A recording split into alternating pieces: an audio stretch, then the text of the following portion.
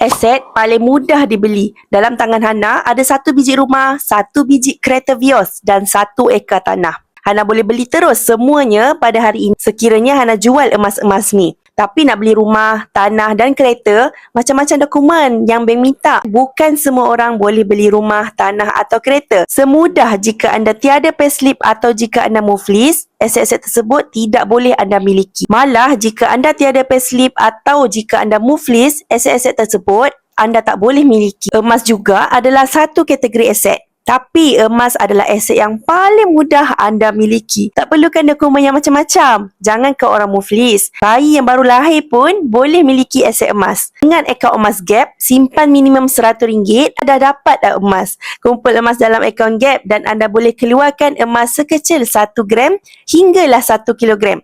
Macam mana caranya? Anda boleh rujuk pin video Hana di profil. Hana akan bantu dan bimbing anda sebaiknya.